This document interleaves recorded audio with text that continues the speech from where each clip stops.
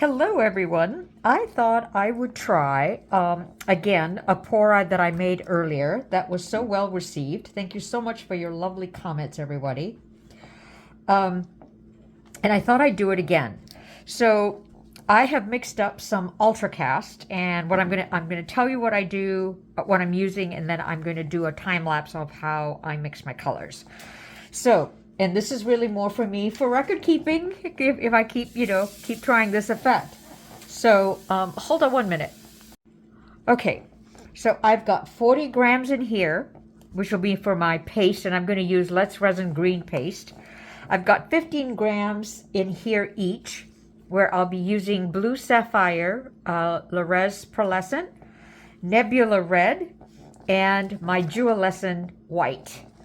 And then in this cup, I've got 30 grams where I'm going to use some Smurf Octopus resin ink. So here comes the mixing.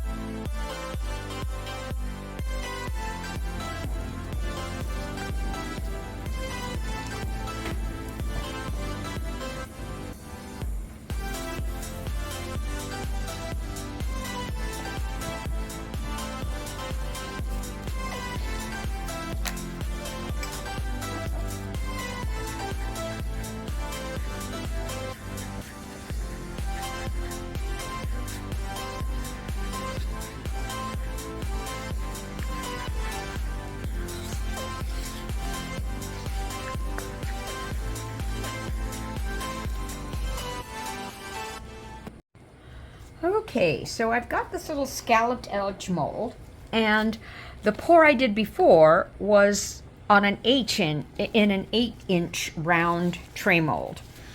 And I forgot to hit the record button, so my pour didn't show up. And I'm so sorry, and folks kept saying, we want to see the pour again. So here we go, and depending on how this turns out, I might do one again on the 8-inch. Okay. So here is my the 40 grams with the paste. So and I didn't put it did too much, and I hope these colors go. And the reason I chose these colors is, and I will link it below, is a wonderful invite that Petra, Petty, and Andy, I think, did for anyone who wanted to do a 3D bloom with using the colors green, red, white, and blue.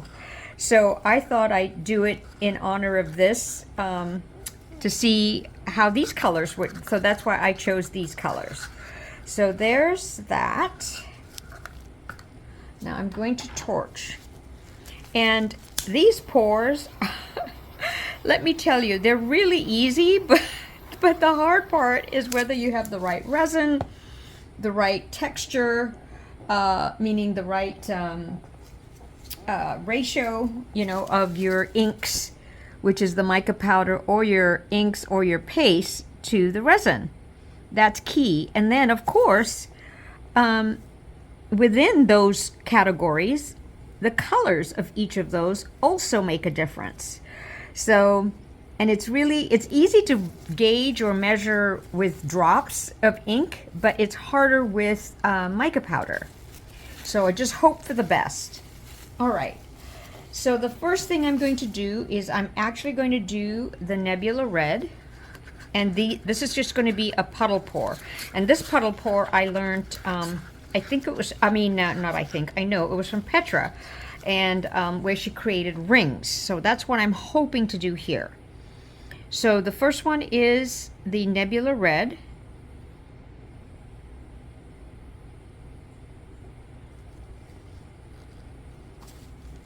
And I got to leave enough for, you know, 2 more times, I think. I'm hoping. So this is so small, so I think I'll be all right with that. Then I'm going to put the blue sapphire, and hopefully, look at that color, that blue sapphire. Isn't that just gorgeous? Hopefully it plays nicely with this Nebula Red.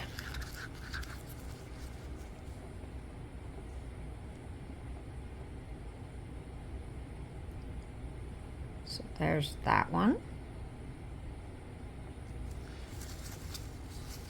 And I just guesstimated what I would need. And then this is the pearlescent, no, sorry, the Jewelscent white mica powder, which I really, really like.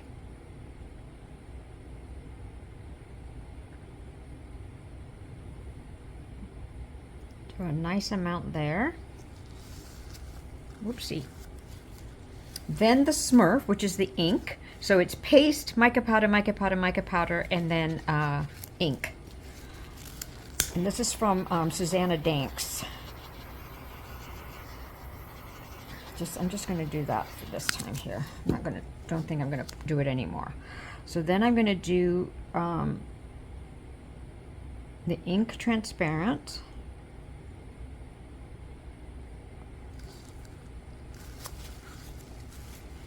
Then you know what? I'm going to alternate the other way. So now I'm going to go white.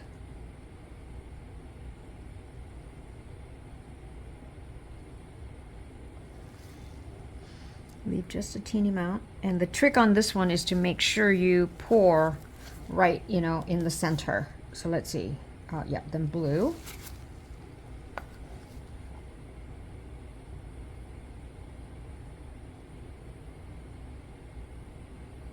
I just want to see what this would look like in a not a sort of straight edge mold, but a, you know, like a scallop mold like this.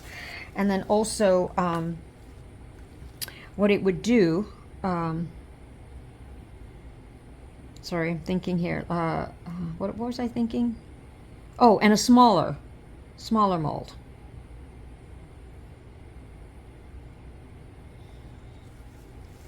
Now, it's not going to fill, which I kind of don't want it to. So now I'm going to go back in with the Smurf.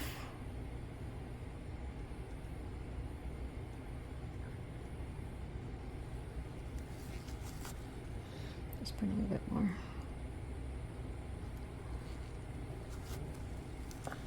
Now I'm going to alternate back in and do the Nebula Red. Get it all out. Boy, I really hope these colors play well together. Like the previous video that I did, I just guesstimated on colors and turned out pretty good. Hopefully remember to link that video below. Although you won't see the pour because I screwed up on the camera.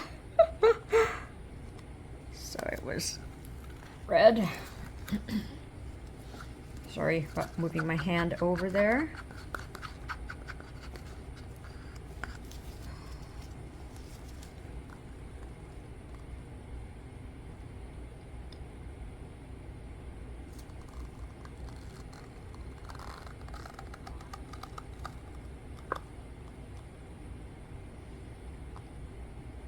Ooh, every last drop. Blue, and then the Jewelscent. If you're in the States, and I think anywhere, you look it up, Jewelscent, and you should be able to get it on Amazon. I really like this white.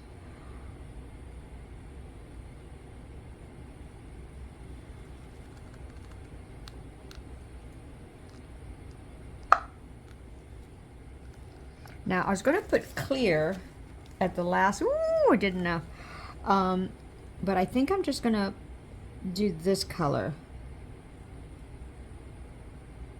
Not do a clear, because it doesn't really matter, I think. So, and I'm going to wait and see what happens, whether I'm going to put a glitter mix in the center or not. So now I'm going to torch real carefully.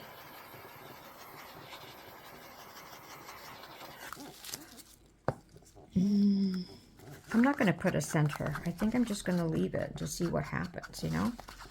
But I am going to make this a little bit bigger.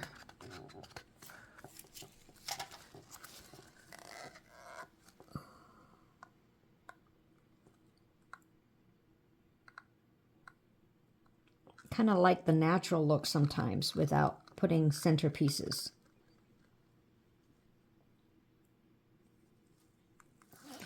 Okay, fingers crossed. That looks pretty right now, but who knows? Who knows? So colors, please play well together. And design. And please give me a nice result. All right, I will see you for the unmolding. So it's been a few hours. I see something, some little crackle on this side. So let's see if I got something. See, like there's a little border going on its own. Okay, here we go. Oh, whoa. Oh, wow. Now, that is really crackly, veiny, and rings. Oh, too bad it's so dark, though. I wish, oh, I might have to take this photo in the, ooh, I wonder what's going on there. Something happened there. Must be my mold? Anyway, oh, wow. That, I've got to bring you in. Look at that. Oh, wow. Oh, wow. That is so pretty. I love this technique where you use a paste, you know, for the first, and then you do the puddle pour. But can you see the rings? I do. They're really tiny, but oh, happy, happy. Okay, I'm going to have to try this with some different colors. I'm going to keep doing this. Yay. Okay, let me know what you think, and I'll catch you next time.